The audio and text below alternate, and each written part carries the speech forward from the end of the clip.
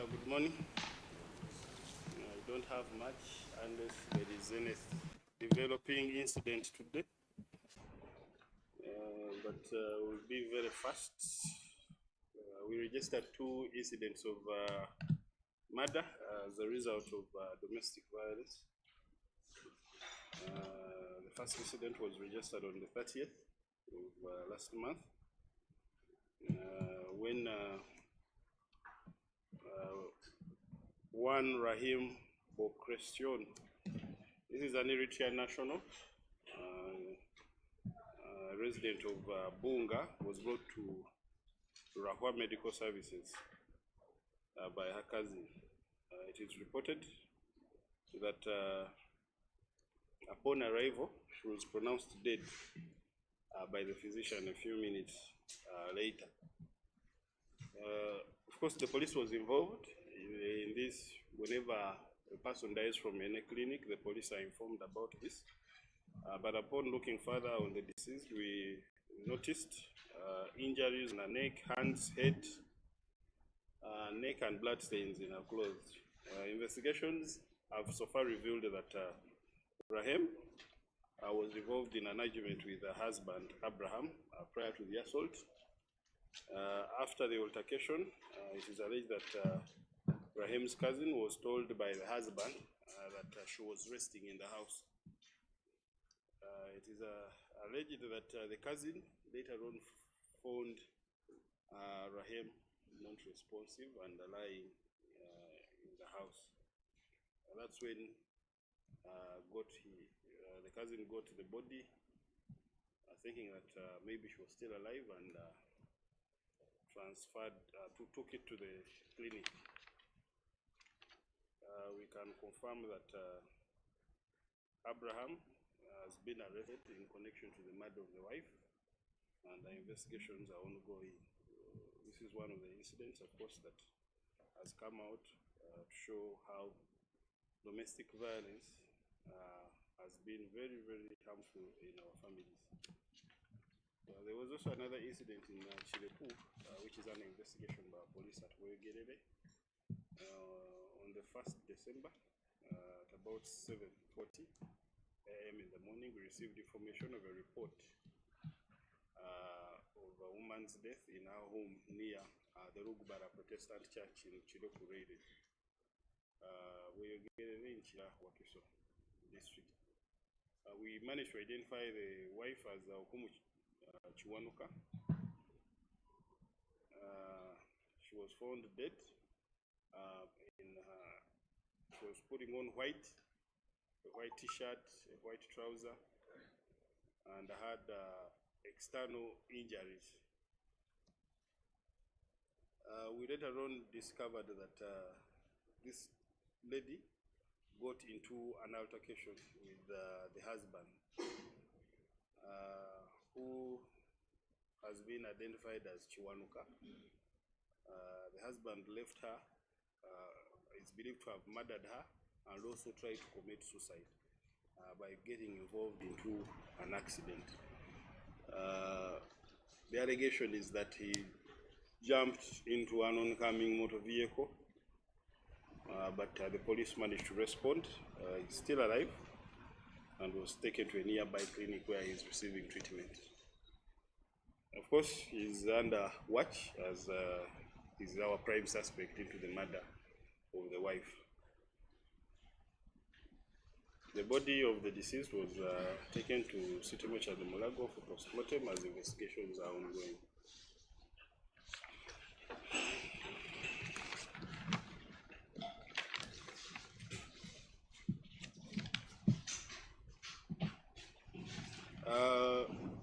Twafunye emisango ebiri nga gino okubeerawo kyaddiridde abaagalana naddala abaami okukakkana ku bakyala baabwe ne babakuba oluvannyuma lw'okufuna obutakkaanya mu maka. Abakyala bano bonna njagala kakasa nti baafudde, nga incident yasoose yaliyo ng'ennaku z'omwezi 3, endala yabaddeyo olunaku lwajjo ennaku z'omwezi 1. Kigambibwa nti naddala ku incident eyasooka ku ssaawa 12 ng'ennaku z'omwezi 3 twafuna okutegeezebwa nti munansi wa Eritrea myaka 33 Rahim Bokression yaleetebwa ku ddwaliro erimu kiriniki emu gye bayita Raha Medical Services Ebbunga. Kizibwewe Azeb Asafa. Kigambibwa nti okumuleeta kyaddirira Kizibwewe okubuuza bbaawe Abraham nga muganda we bwali, n'amutegeeza muganda we gyali ewaka. Okugendayo mulaba yasanga ono ali mu mbeera mbi ate nga yali ategeeza okuba nti yali yafudde. No yamuddusa mangu nnyo mu ddwaliro kubaako kyataasa naye aba yakamutuusa ne bamutegeeza nti yali amaze okufa.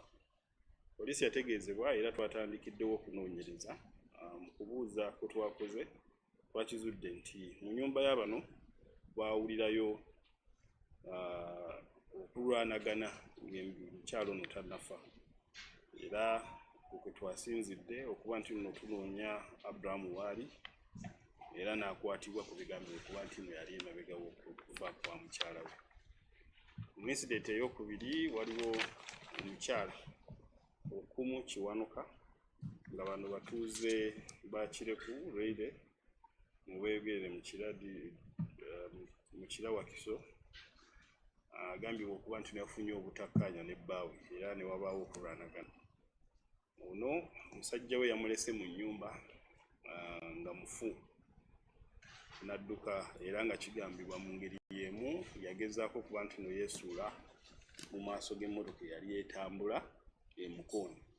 Omukisa omulungi teyasobodde fa era ng'essaawa zino ali mu bukuumi mu kiriniki emu mu kitundu ekyo ekyekirevu.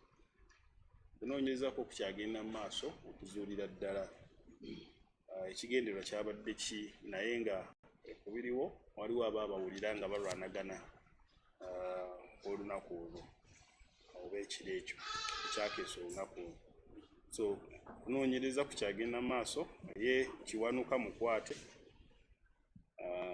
era nga tukyagenda mu maaso n'okunoonyereza ku nsonga eno. Tuvumirira ebikolwa bino eby'obutabanguko mu maka era nga tukubiriza abagalana noonyayo engeri endala gye bayinza okuba nti no babigonjoolamu nga tebatuuse kusa byakuttiŋŋana mu maka gaabwe.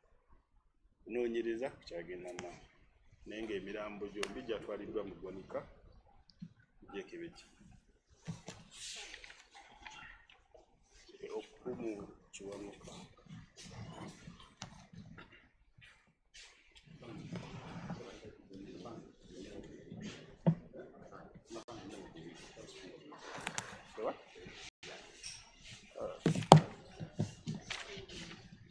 Spelling ngisome. Rahim eri RAHEM neddala BOKRETSION Bokretsion BOKRETSION.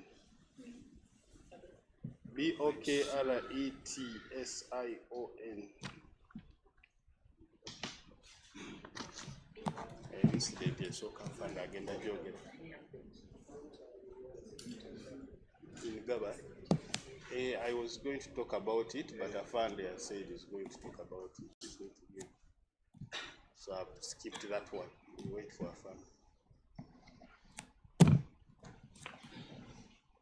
About Antikadupa, any happened?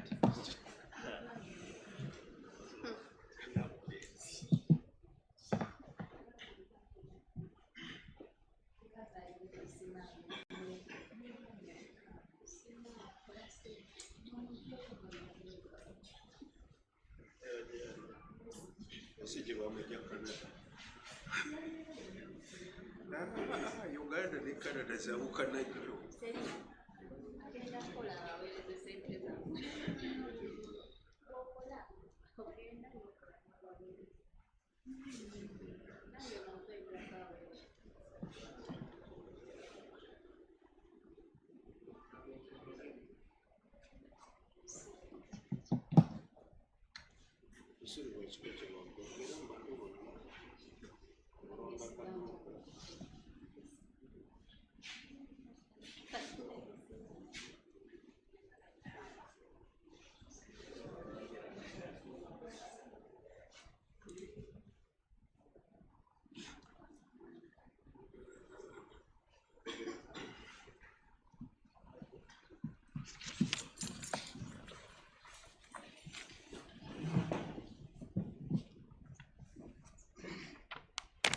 Yes, morning all our viewers, morning the Fourth Estate. Today the 2nd December, I will give you the state of security and operational incidents. I will begin with a release from Uganda Police Force. His Excellency the President of the Republic of Uganda and Commander-in-Chief of the Armed Forces has made the following appointments and promotions in the Uganda Police Force. Senior Commissioner of Police Apora James has been appointed and promoted to the rank of Assistant Inspector General of Police. He is the Director Logistics and Engineering. Senior Commissioner of Police Nwabine Lawrence has been promoted to the rank of Assistant Inspector General of Police, and he is the Director Traffic and Road Safety. Senior Commissioner of Police Obona Joseph has been promoted to the rank of Assistant Inspector General of Police. He is the Director, Interpol and International Relations. Senior Commissioner of Police Tanui Stephen has also been appointed Assistant Inspector General of Police, and he is the Director, Fire and Rescue Services. Senior Commissioner of Police Musana John Geoffrey has been appointed and promoted to the rank of Assistant Inspector General of Police. He is the Deputy Director, Logistics and Engineering. The Uganda Police Force extends its congratulations to the officers upon the appointments and promotions.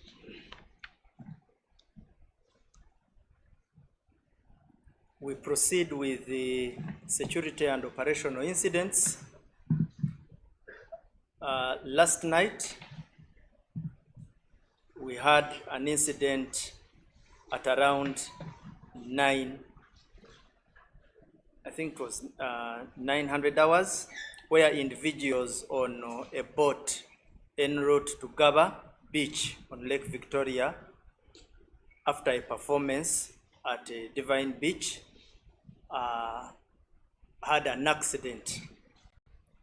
During their journey, their boat collided with another and capsized. Several persons had drowned but were rescued by those well-wishers, but one victim remains missing. We shall share the name upon making further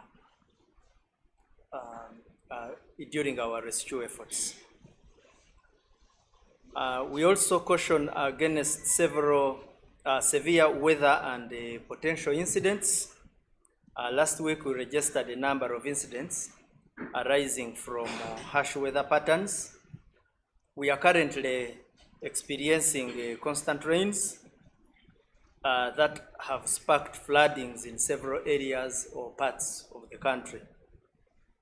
On 24th November, we picked remains of a male adult whose identity we could not establish, whom we found floating on River Mpologoma at around 1400 hours in Buyemba A village, Liama Town Council in Hudaka district.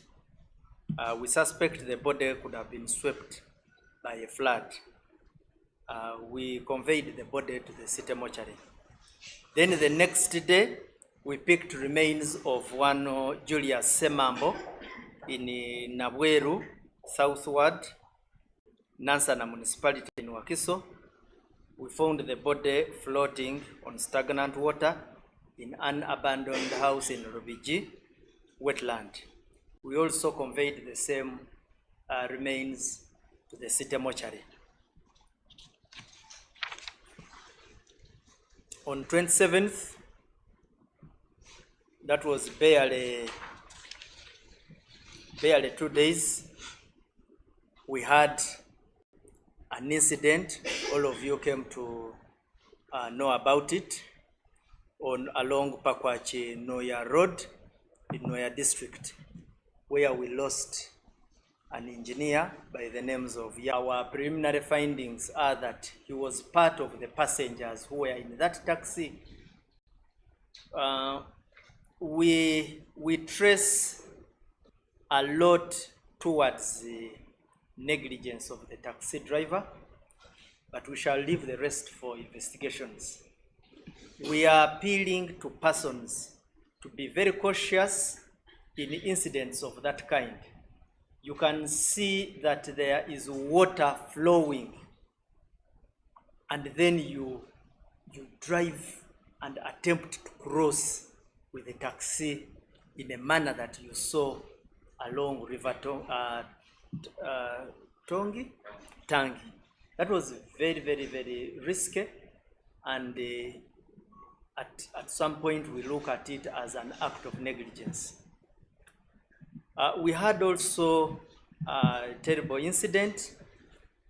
We have been, as the police, we have been updating you. On the 27th, heavy rains triggered mudslides that buried a number of houses in Bulangaya sub-county in Bulambuli district. So far, 21 bodies have been retrieved, but we suspect that more could be missing. On Saturday, one of the victims that was in a hospital succumbed. So currently the number stands at 22. But we urge the public to exercise a lot of caution. Some of these mudslides usually come after a number of red flags and indicators. When these hills are giving way, some signs are given.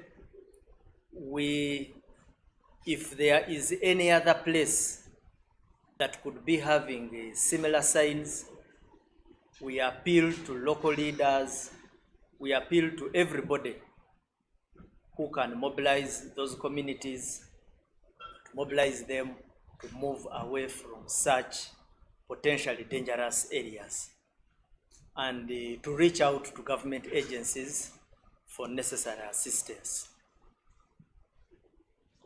We also had a number of pre-season operations as Uganda Police.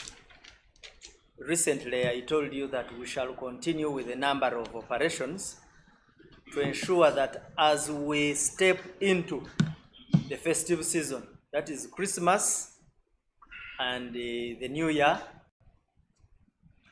we have some level of measure against our usual criminals.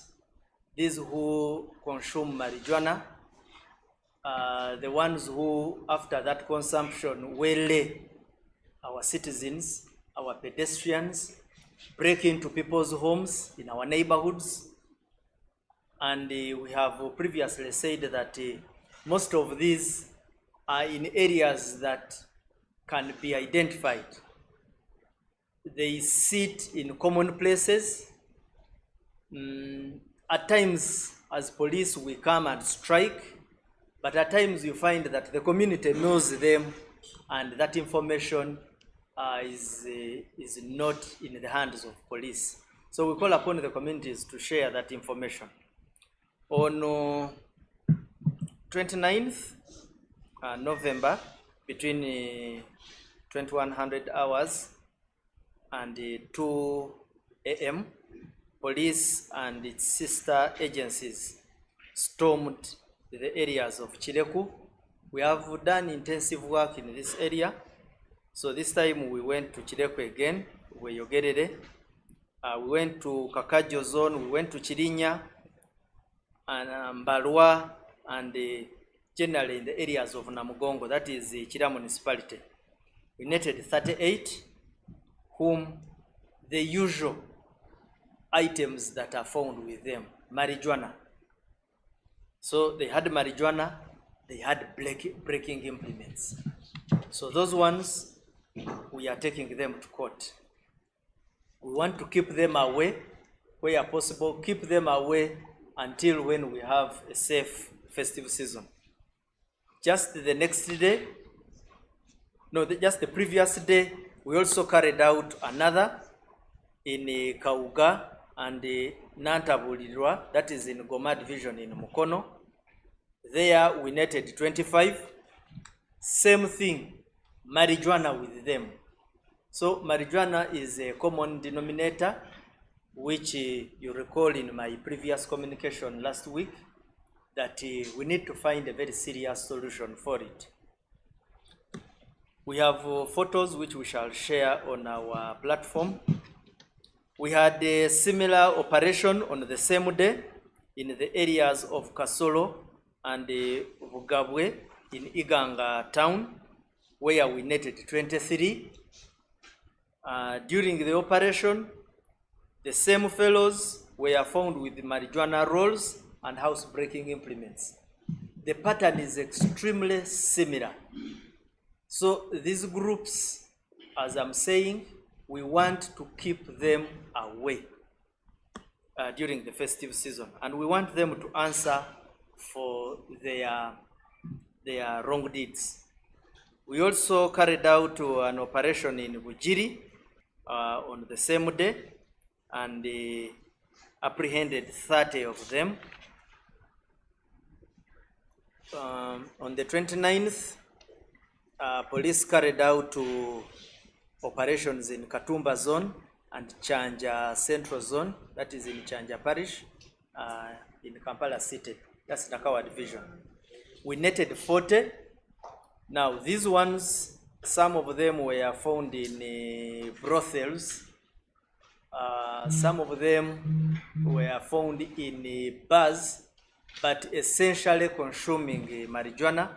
The citizens of Chanja, or the residents of Chanja, had complained to police that particular bars where these people gather are just holding places from which they spring to strike people's homes and also target pedestrians. So we we arrested 40 of them. We carried out operations in Namayingo, where we targeted some 5. And then yesterday, we carried out an operation in Katoke and Wamala cell, that's Wamala Ward, Nabwel division in Nansana. Here we got 8 suspects who are renowned panga wielding fellows. These individuals have previous criminal records. So police and the sister agencies carried out a well-rooted operation based on very good intelligence, and all these 8 we got, most were found with criminal records in other police stations. We also impounded 3 of their motorcycles, which are commonly used in their operations. These ones I will share the names. We have Waswa Ramadan, a boda rider, Chambade Hakim, a boda rider, Mugulusi Rashid, a boda rider, Muyimati Mothe, this one is a porter. By porter we mean porters. Ordinarily we usually mean these ones who help on building sites. Kasozi Brian, a painter. Then we have also Chizito Lawrence, a plumber, and Wansoko Edward, a motorcycle mechanic. So we found that we had them in our records of Lugoba and Naguru police station. So all these ones are a special group, and it was a special operation. We are going to take them to court.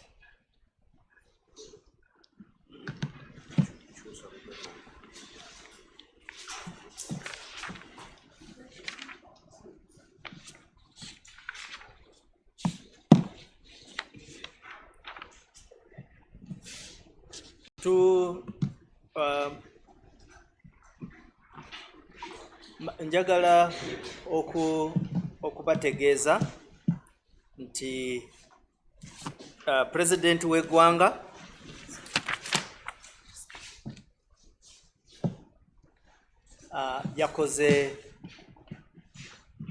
yalinyisiza abapoliisi abamu mu kitongole kya poliisi era nga be bano wammanga tuyina Senior Commissioner of Police Apora James alinyisibwa ku ddaala lya Assistant Inspector General of Police era nga Senior Commissioner Apora James ye Director wa Logistics and Engineering ne Senior Commissioner of Police Nwabine Lawrence alinyisibwa n'ateekebwa ku ddaala lya Assistant Inspector General of Police era nga ye Director wa Traffic ne Road Safety. Then Senior Commissioner of Police Obona Joseph alinyisiddwa n'ateekebwa ku ddaala lya Assistant Inspector General of Police era nga ye Director wa Interpol and International Relations. Then Senior Commissioner of Police Tanui Stephen alinyisibwa naye n'ateekebwa ku ddaala lya Assistant Inspector General of Police era nga wetwogerera ye Director wa Fire and Rescue Services.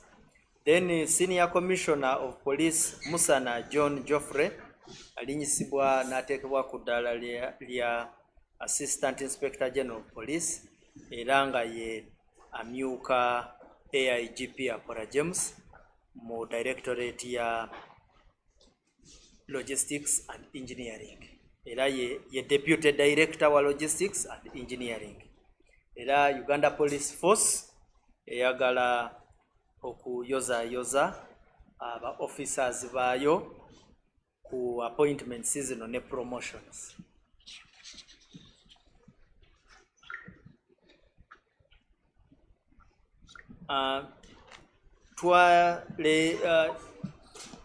Joe nga sawa 3 ez'ekiro twafunye akabenje ku Lake Victoria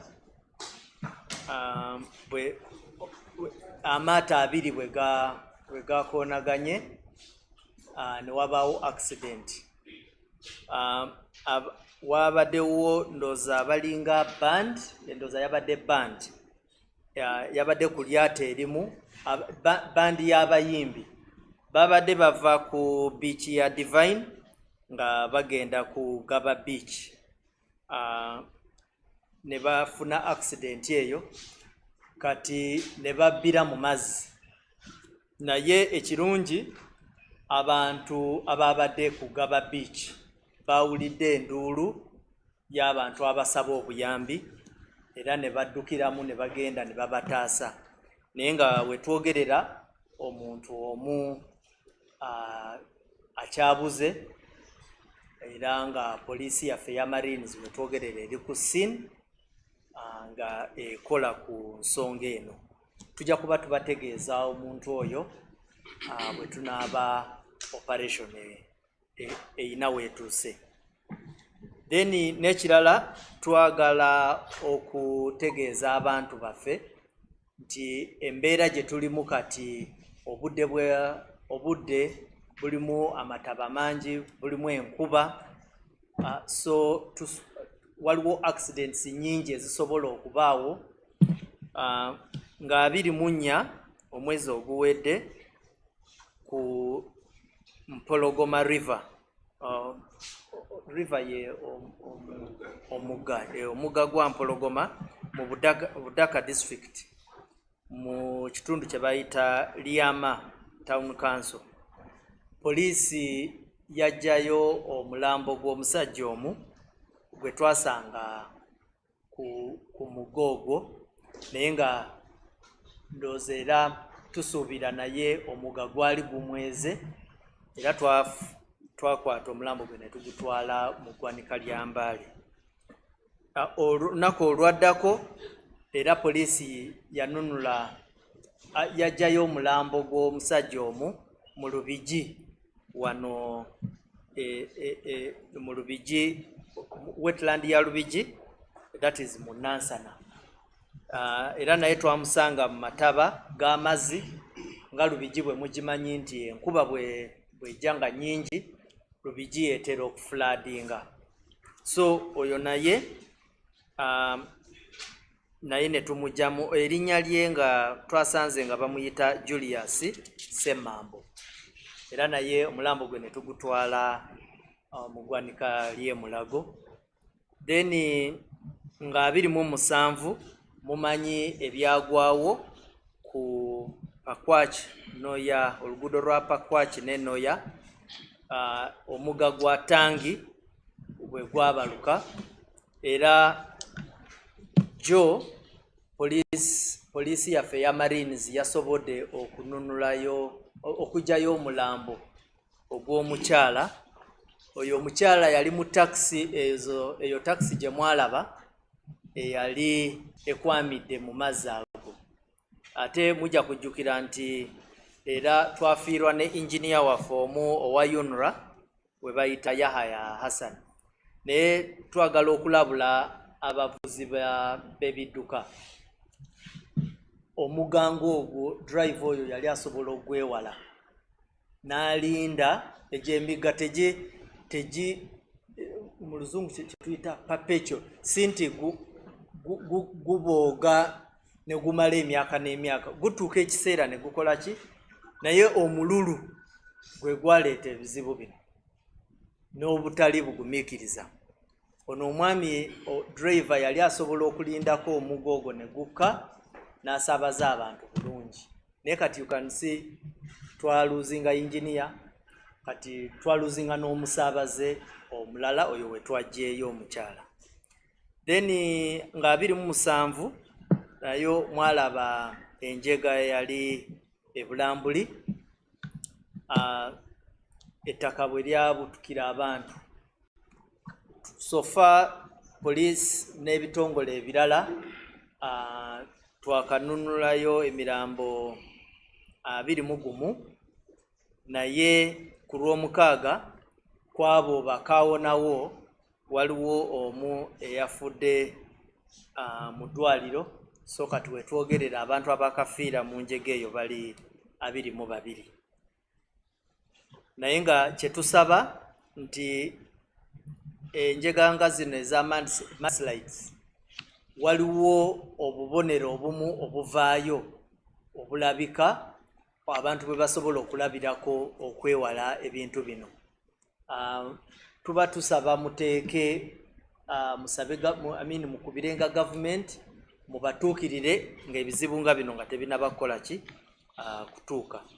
Then twakola operations nga bwe twabagamba nti tugenda kukola operations mu entire season eno okulaba nti Christmas ne New Year festive season ebeera ya ddembe. Nga 29 twakola operations mu Kireku Railway Zone weyogerere, ne mu Kakajjo Zone ne tukola mu Mbalwa Namugongo mu Kira municipality. Era eyo twakwatayo abavubuka 38 naye nga bano bonna twabasanga n'enjaga era n'ebifaananyi tujja kusharinga namwe. Kwa 28 twakola operation mu Goma division Mukono ku byalo bya Kawuga ne Nantabulirwa. Eyo twakwatayo 25 era nabo twabasanga n'enjaga Malijwana. Twakolayo ne operation mu Kasolo ne Bugabwe trading centers mu Iganga era nayo ne tukwatayo 23. ne tukolayo ne operation e Bugiri mu Nkusi Ward, Katawo Cell ne ku Obama Street. Era wano nayo twakwatayo 30. Twakolayo ne operation endala 29 November mu Kyanja. Abatuuze ba Kyanja batuukirira police ne batugamba nti waliwo amabaala 2 ge baali beekengera ennyo, nga amabaala ago galimu obuseegu bungi, okunywa kw'enjaga kungi, era bwe twagendamu era bye twasangamu byennyini twakwata marijuana ne tukwatayo n'abantu 40.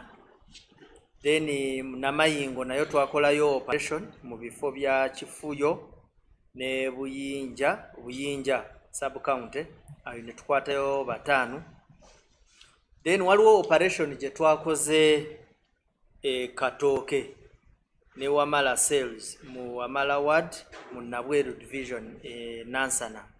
Eyoyo wabaddeyo abaami 8, bano nga bo bakozesa piki okutigomya abantu ba bulijjo n'okunyakula obusawo.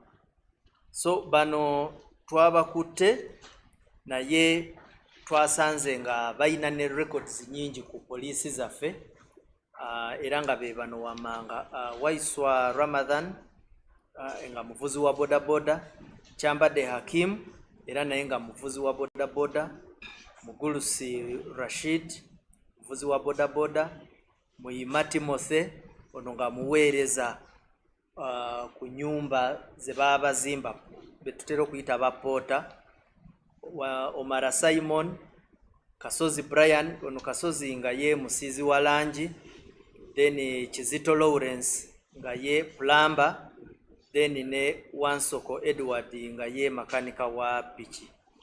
Era twasanze nga balina records ku poliisi zaffe za Lugoba ne Nabweru, era bantu tugenda kubatwala mu kooti. Mwebale nnyo, mwebalire ddala. Wanje yogera sue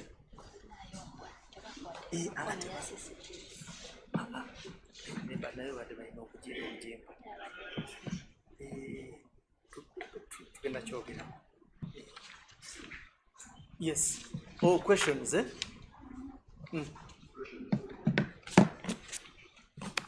Yes. Yes.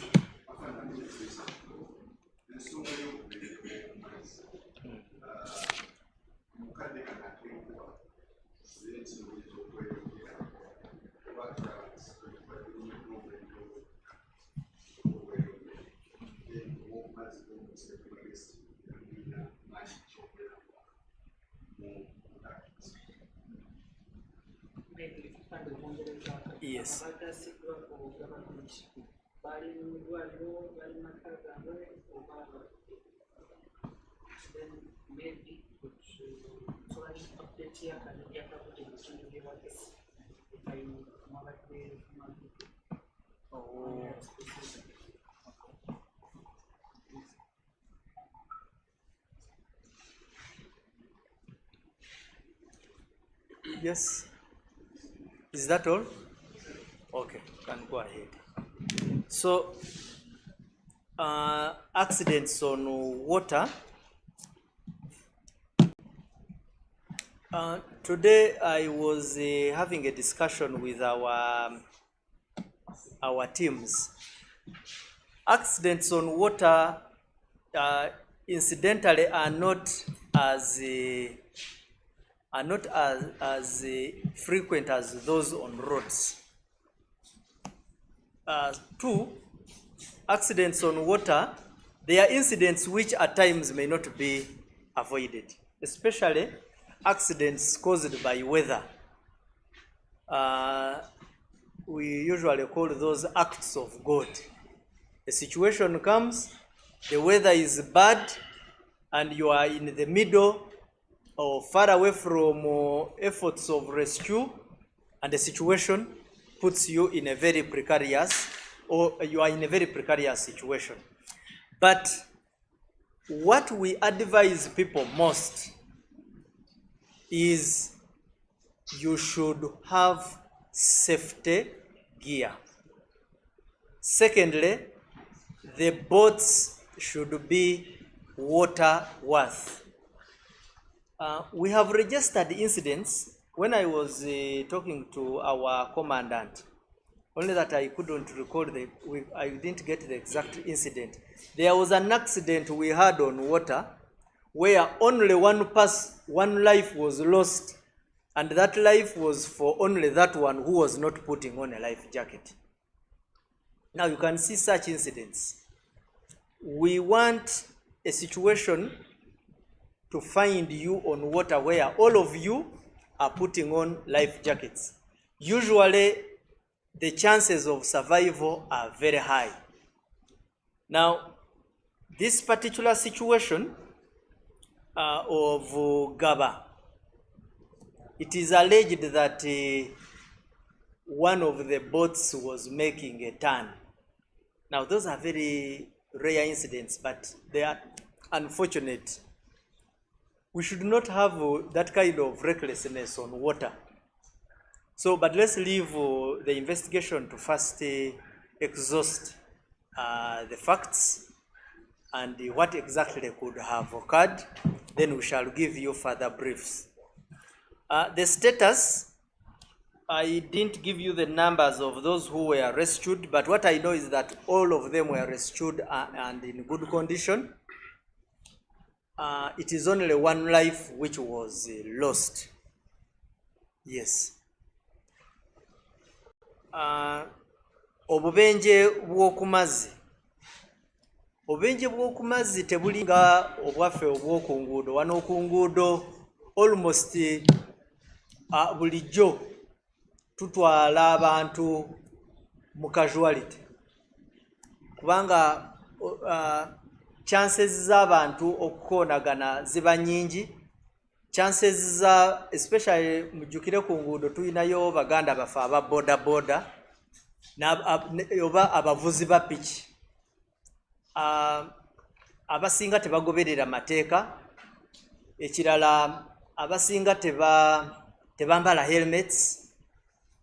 Abasinga waliwo n'abavuga nga bayina otuveera. So mu bumanyi bwe baba banywa obwo baba banywedde ebitamiiza, ate mukimanyi risk ey'okunywa ebitamiiza ng'oli ku mipiira ebiri. Then tuyina abavuzi bagundi b'emmotoka nabo abamu osanga tebalina bumanyirivu bulungi. So accidents ku nguudo nnyingiko okusinga ku mazzi. Ku mazzi accidents ezisinga ojja kusanga nti oluusi ebimu tebyebereka. Kati ng'obudde. Obudde buyinza okukyuka n'osanga nti eryato lifunye obuzibu. Naye usually kye tusinga okusaba abantu baffe abasabalira ku mazzi, life jackets. Then n'ekirala eryato okubeera mu mbeera ennungi. Mujjukira eryato lya Templar. Part of the problem, eryato teryali mu mbeera nnungi. Baali kuba ebiraka ne bateeka nga bapapa ne bateeka ku mazzi nga badduka. Kugenda okumaliriza nga tebatuuse na gye baali kigendererwa kye baali baliko. So naye nga abantu bwe batera okuba ne life jackets tutera okufuna omukisa anti rescue mission wegenda okutuukira abantu obasanga bakyali balamu. Mwebale nnyo. Mwebale. Kale, it's okay. Yes, akabenje. Kati akabenje ako yes kabaddewo. Naye okujjako nti sinaba kufuna details. Embeera kyetumanyi nti former Vice President Specioza Kazibwe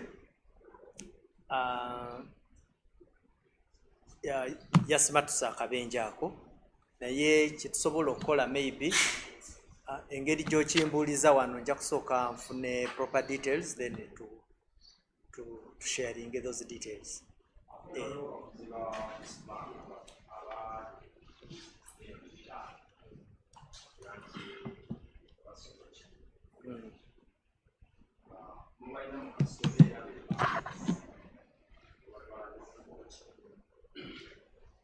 Kyemanyi nti poliisi eyo ensonga ya Post Bank bwe yabaawo, poliisi yenyigira mu kunoonyereza, era waliwo n'abantu abamu be basongamu olunwe. Mu kunoonyereza kwaffe waliwo information gye baatuwa.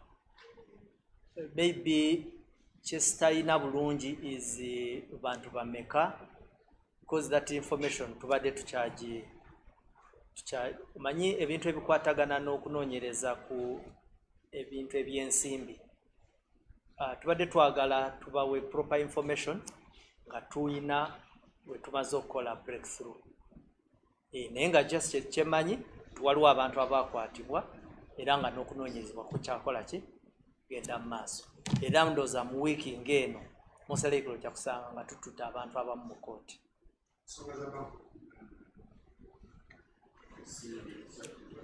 Bank of Uganda kye kimu. Okunoonyereza kwaffe kugenda mu maaso, at least luli mwali mwagala information kutegeera waliwo ekitambula. Yes, ekitambula gye kiri, naye ensonga za banka enkulu ey'eggwanga kiba kyetaaga information. Tujja kuba tugibawa wamu ne banka. Era ndowooza mu budde obutali bwawala press department ya bank ejja kuba evaayo n'ekiwandiiko. Ffe nga poliisi kye twagala just okubagamba is that kunoonyereza kutambula bulungi.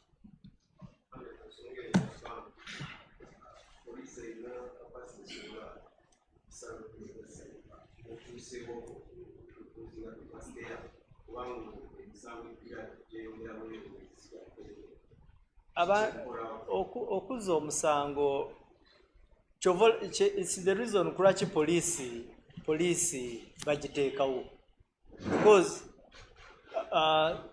abamenyi b'emisango bo bajja kusigala nga bakola ki, nga bagezesa. Era nga bwe mumanyi ekintu ekikwatagana ne cyber offenses, bakalimagezi bangi bulijjo bajja batondebwawo, bajja basoma, obukodyo bweyongera. Naye naffe kye twagala okubategeeza is that obukugu bulijjo naffe tugezaako okulaba nti twongerako mu bukugu bwaffe obw'okunoonyereza emisango egyo, era ng'okunoonyereza kutambula bulungi.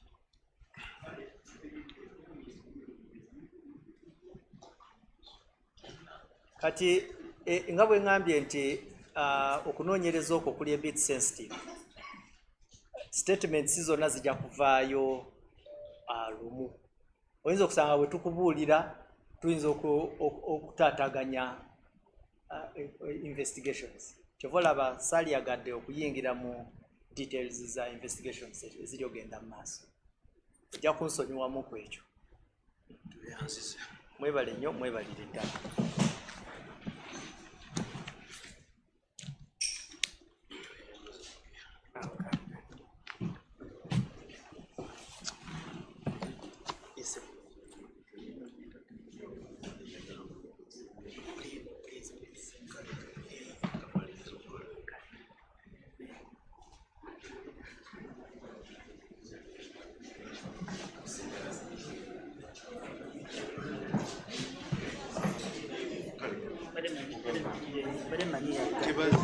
Tebazze ekyo kirungi tebajjira.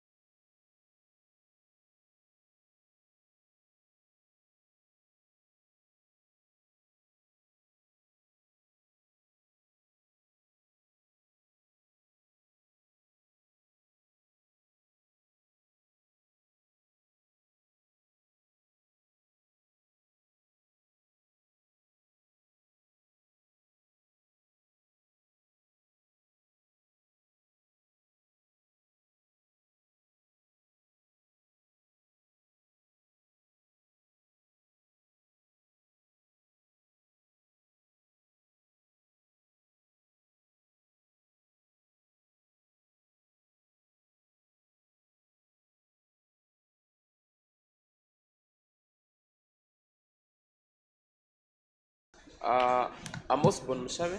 I'm the manager public relations at NIRA.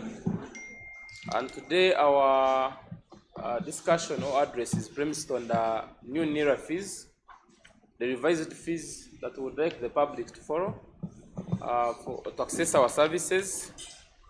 I would like to inform you all that we have made changes to the fees structure or the policies we've been having, and we have already started. On some of them, and for other services we haven't started. And we have maintained actually some of the fees structures. For instance, for someone to register for national IDs, it will still be free of charge. For citizens that have never registered, you will still register and get your national ID for free. You will not incur any cost or you will not pay anything. Then, if you lose your national ID for replacement of the lost national IDs, you will pay 50,000 shillings, and you will pay from any bank of your choice on the URA account, and you will not incur any other cost. And the procedure is simple. You get a police letter which is free of charge. Then you pay 50,000 shillings in the bank. You proceed to the nearest NIRA office for replacement. Then, in case you have a damaged or defaced ID, it is different from a lost national ID. Lost national IDs will pay 50,000, but for the damaged or defaced IDs will pay 200,000 shillings. And please note that all the money is paid through the bank. We do not receive cash in any of our offices. Then for those who will be changing particulars, you are changing age, you are changing names, and you accept that the mistake was done by you. It wasn't our mistake. For that matter, you'll be paying 200,000 shillings. It was initially 50,000 shillings. We have increased it to 200,000 shillings. We have had cases of people changing details like 4 times in a year. Someone today is born of 1998. After a month, he wants to be born of 1999. After a month, he wants to be born of 2000. Then after some time, he now wants to go back to 1998. So to cure all that, and then we have had, of course, scenarios of people receiving NSSF money. You will have cases of Ugandans trying to change their age or change their details so that they can receive money from NSSF to prove that they have done 45 years. So we want citizens to be serious on this and to take it serious so that when you are changing the particulars, please change for the right cause. Do not come to hide behind the national ID system to freeze other people or to cheat the government. We want you to be serious on it, and that's why we are increasing the fees, so that you only change particulars when you think it is on you deem it is right. And even for correction of errors, it will still be 200,000 shillings for you to correct any error on your national ID. But please take note that if the error was committed by a NIRA officer, you will not be paying a single coin. For instance, if your name is Baker Senaburia and it is S Senaburia, but the NIRA officer wrote Senaburia with single S, as a citizen you will not be paying anything. It is NIRA to incur that cost. So we give you an exemption letter, and you'll be able to change your particulars and get a national ID for free, a new national ID. But if the errors were committed by you, you will have to pay 200,000 shillings. And as long as you follow the procedure, we have no problem with you changing your details on your national ID, as long as you follow the procedure and you have supporting documents. Then for renewal of national IDs, we haven't started the mass renewal, and we shall be announcing when we are starting, because we are in final preparations. But for the renewal of national IDs, it will be free of charge. And even if you have lost your national ID, as long as the renewal starts, you'll come to our offices or to our registration points. We shall give you a new national ID for free, as long as you are in our system, as long as we can be able to locate you. So renewal will be free of charge, only that we have not yet started. Then for express services, there are people who would need express IDs. You'll be paying 300,000 shillings, but the express IDs, that process we haven't started it. It will start with the renewal. So for now, the status quo remains. the renewal of national IDs will come with the express services. Then for birth certificates, for our dear citizens, if you are able to register the birth of your child or of your children within the first 6 months when they are born, you will not be paying a single coin for the birth certificate. It will be free of charge for you. But up from 7 months to 6 years, you'll be paying 10,000 shillings for the birth certificates. It has always been 5,000, so we have also increased that one. Then from 7 years to 18 years, it will be 20,000 shillings. For citizens above 18 years, it will be 50,000 shillings. And then for death certificates, if you have lost your loved one, let's say your parents, your sons or daughters, and you are able to register death within 1 year, you will not be paying a single coin. You have been paying 5,000 for a death certificate, so we have removed that one for citizens who will be able to register the death of their beloved within 1 year. So take note of that change. We have had scenarios of Ugandans, of course. We have all lost our beloved people. Even me, I lost my parents this very year. But most times when people lose their parents or their own children, they take long to register death, and you'll find us having this information even in the voters register. You'll find us having this information in other government programs when someone is already deceased, and then you'll be blaming government for not erasing such people from the voters register.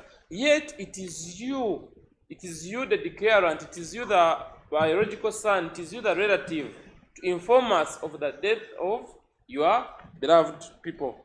And then lastly, for foreigners who would need birth certificates, for foreigners, we have what we call alien IDs.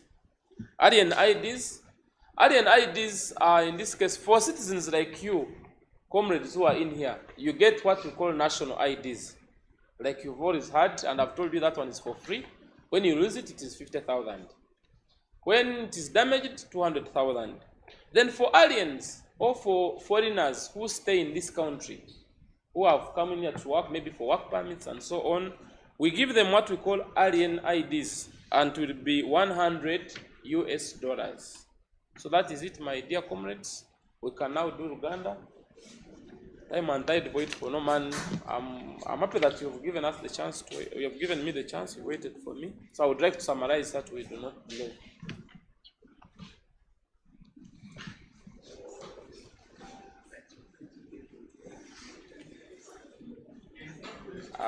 Mwebale nnyo, amanya gange nze Osborne Mushabe, omwogezi w'ekitongole ekyanira, ekitongole ekikola ku ndagamuntu oba density. Twagala kutegeeza eggwanga lyonna nti twakoze ennongoserezo oba twakoze enkyukakyuka mu bisale oba fees ze tubadde tusasula okufuna obuweereza okuva mu kitongole kya NIRA. Ate ebintu ebimu bwe tubadde tubawanga obuweereza bwe tubadde tubawa obumu tetujja busasulira, ate n'ebimu byasigadde nga bwe bibadde, naye waliko enkyukakyuka ze twakoze. So twandyagadde abantu mwenna oba abanansi mwenna okukitwala ng'ekyomugaso ne mutegeera ebintu bye tujja kuba nga tukola wano okulaba nti tufuna obuweereza mu budde, ate naffe twongere okubaweerera ddala nga ekitongole kya gavumenti, kuba gavumenti eriwo okuweereza bannayuganda mwenna. Ekisooka, omuntu yenna omunnayuganda yenna gy'oli, twagala kutegeeza nti olina okwewandiisa okufuna endagamuntu. It's mandatory, oba buli omu alina okuba nga yeewandiisa okufuna endagamuntu. Naye okufuna endagamuntu eyo bw'obanga teweewandiisangako kijja kuba nga kya bwereere. N'obuba nga owandiisa omwana wo okufuna endagamuntu kijja kuba nga kya bwereere. Nga bulijjo bwe tubadde tubategeeza, tuwandiisa oba tuwandiika abannayuganda ab'emitendera ebiri oba ba gurupu bbiri oba ab'ebibinja bibiri. Abannayuganda abawezezza emyaka 18 n'abannayuganda abatanaweza emyaka 18. Abannayuganda abatanaweza emyaka 18 tubawandiika ne tubawa nniini n'obwaba nga alina omwaka gumu oba nga yakazaalibwa ku makya g'olwaleero. Naye bw'aweza emyaka 16 tuba tusobola okumuwandiika, okuddamu ne tumuwandiika kye tuyita update, ne tumuwa ne tumuwa nini naye bwaweze emyaka 16 tutamu ne tumuwandika ne tumuwa endagamuntu. Then abaweze emyaka 18 just tumuwandika nalindako wiiki nga 2 ne tumuwa endagamuntu oba density ye.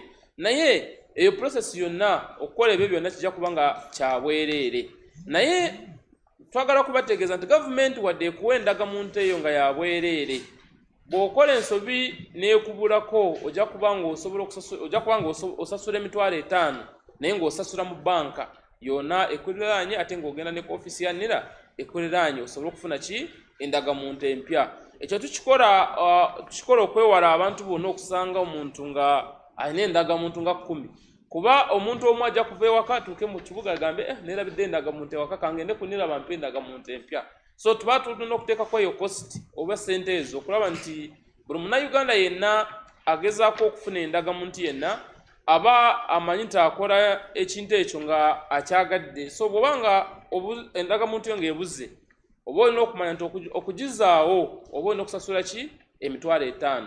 Naye bw'ebanga eri damaged ng'eyonoonesebwa nga waliko ebigituuseeko oba ojja kuba nga osasula emitwalo 2 okufuna endagamuntu empya. So ebintu ebyo byanjawulo. If you've lost your national ID, it will be 50,000. If you have a damaged ID, it will be 200,000. Endagamuntu yo bwe weebuze ojja kusasula emitwalo 5. Naye bw'oba ng'eyonoonese nga tofuddeyo okulaba nti endagamuntu yesigala nga bwe twagikuwa ojja kusasula emitwalo 2. Then bw'oba olina by'okyusa ku ndagamuntu yo oyinza okuba nga okyusa emyaka oba nga okyusa n'amannya ojja kuba nga osasula emitwalo 2.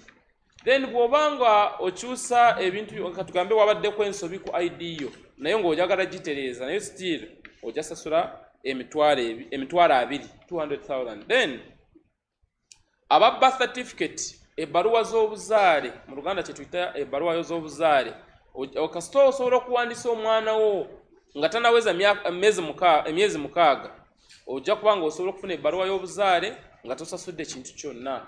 Naye olina okutegeera nti buli munnayuganda yenna okufuna ebbaluwa y'obuzaale mu mulembe gwa kati olina okuba nga olina NIN. NIN ye enamba gye tukuwa enamba eri unique buli munnayuganda abeera n'enamba eyo eya NIN nga ye yekka. So bw'oba nga tosobola kufunira omwana wo NIN wadde ebbaluwa y'obuzaale ya bwereere tojja kuba nga osobola okufuna ebbaluwa eyo. So olina okusobola okufuna NIN then oddemu ofune ebbaluwa y'obuzaale. Then abannayuganda abawezezza emyezi 7 n'okutuuka ku myaka 6 ojja kuba nga osasula omutwalo okufuna ebbaluwa y'obuzaale. Then abaluwaggulu emyaka 18 bajja kuba nga basasula emitwalo 5. Then bw'oba okyusa amannya g'omwana wo ku bbaluwa y'obuzaale ojja kuba nga osasula emitwalo 2.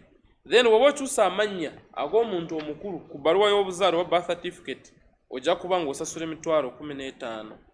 Then bw'oba ofiirirwa omuntu oba omwagalwawo ng'ogezaako okufuna kye tuyita death certificate oba okukakasa nti omuntu oyo yafa ojja kuba nga tosobola kusasula kintu kyonna kasita oba osobola okumuwandiisa oba okututegeeza nti omuntu wo yafa mu mwaka gumu. Naye bw'oba nga omuntu oyo omuwandiise oluvannyuma lw'omwaka gumu ojja kusasula emitwalo 2 okuba nga osobola okufuna death certificate. So byebyo mwebalire ddala. Thank you for the time. Then abagwira oba betuyita foreigners abo tubawa kye tuyita aliens ID. Abagwira abo bo bajja kuba nga basasula $10 nabo nga still basasula mu bank okulaba nti bafuna alien ID emukwatako bayanjawulo nnyo ku national ID kuba abanga si munansi. So kyewaki bulijjo tubadde tubategeeza nti abantu baffe bwe mba mwewale nnyo okwewandiisa ng'abagwira ate naye abagwira tebeewandiisa ng'abanansi. Abamu bajja wano ng'entalo zibaluseewo mawanga gaabwe naye bw'atuuka wano ayagala atambule ng'omuganda ayagala afune ID agambe nti nze muganda nsibuka bulemeezi oba singo. So bw'obeera ssentebe wa LC1 oba giso kugombolola ng'olikomendinga abantu oba ng'owandiika abantu abo okulaba nti bafuna endagamuntu indicating a direct ogambe nti ono mugwira simumanyi ono munansi. Saja tabagwira basigale nga balina card oba IDs ez'abagwira ze tuyita alien IDs. Omunansi asigale nga alina national ID oba endagamuntu y'eggwanga oba gye mumanyi nga density wano mu kitundu kyaffe ekya Ssaabasajja. Kale mwebale nnyo, mwebale ddala. Mukama abawe omukisa.